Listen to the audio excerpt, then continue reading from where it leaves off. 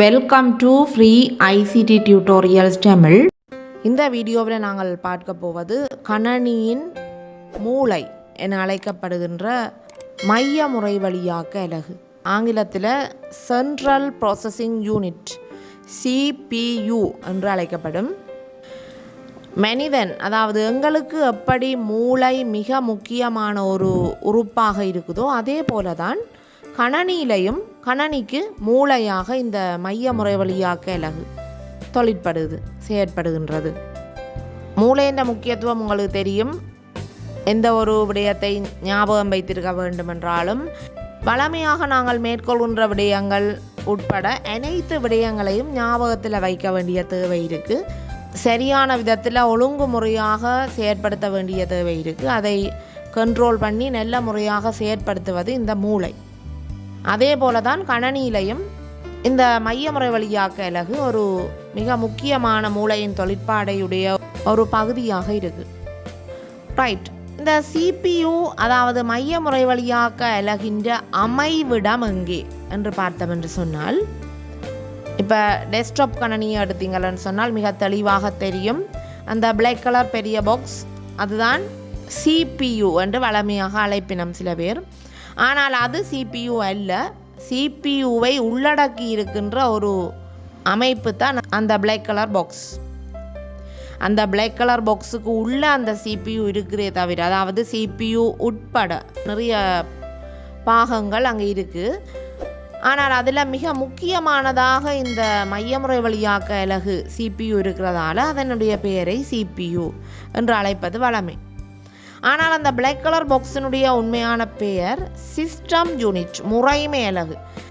மைய முறை வழியாக்க அலகின்ற அமைவிடம் எங்கே என்றொரு வினா வரும்போது அதற்குரிய மிகச்சரியான விடை முறைமை அலகு, சிஸ்டம் யூனிட்.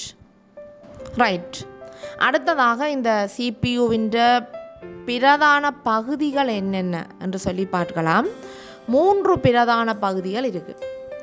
ஒன்று CU, கண்ட்ரோல் யூனிட்.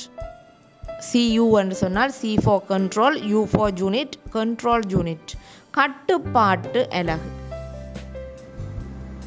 ரெண்டாவது ALU, arithmetic and logical unit. arithmetic என்று சொன்னால் எண்கணித தருக்க அலகு. மூன்றாவது மெமரி ரெஜிஸ்டர்ஸ், நினைவக பதிவகங்கள். இந்த 3 பகுதிகள் பற்றியும் சுருக்கமாக பார்க்கலாம். முதலாவது கண்ட்ரோல் யூனிட், அதாவது எந்த ஒரு விடயத்தை எடுத்தாலும் ஒரு கண்ட்ரோலிங், ஒரு கட்டுப்பாடு அங்கே இருக்க வேணும். அந்த வகையில் இப்போ உங்களுடைய வீட்டில் தாய் அல்லது தந்தை அல்லது குடும்பத்தில் இருக்கிற ஒரு மூத்த உறுப்பினர் குடும்பத்தை சரியான வகையில் கட்டுப்படுத்தி நல்ல வகையில் முன்னெடுத்து செல்வது போன்று, ஒரு வழி நடத்துவது போன்று கணனியிலையும் பார்த்தீங்கன்னு சொன்னால் அங்கே நடக்கிற விடயங்களை கண்ட்ரோல் பண்ண வேண்டிய தேவை இருக்குது, கட்டுப்படுத்த வேண்டிய தேவை இருக்குது. அதன் மூலமாக கணனியில் செய்கின்ற வேலைகள் மிகச் சிறப்பாக செயற்படுத்தக்கூடியதாக இருக்கும். இந்த CU கண்ட்ரோல் யூனிட், இந்த கட்டுப்பாட்டு அலகு என்ன செய்யுதுன்னு சொன்னால் கணனியில் உள்ள சகல விடயங்களையும், கணனியில் நடைபெறுகின்ற சகல விடயங்களையும் கட்டுப்படுத்துகின்றது, கண்ட்ரோல் பண்ணுது. ரெண்டாவது ALU, arithmetic and logical unit, அதாவது எண்கணிதம், அதாவது கணிதம் தொடர்பான விடயங்கள், தருக்க செயற்பாடுகளை சரியான வகையில் செயற்படுத்துறதுக்கு இது உதவும். மூன்றாவது மெமரி ரெஜிஸ்டர்ஸ், நினைவக பதிவகங்கள். எந்த ஒரு விடயத்தை கணனியில் செய்தாலும் அது கட்டாயமாக சேமிக்க வேணும், நினைவகத்தில் அந்த கணனி வைத்திருக்க வேண்டும். அந்த வகையில் இந்த நினைவக பதிவகங்கள் முக்கிய பங்கு வகிக்குது.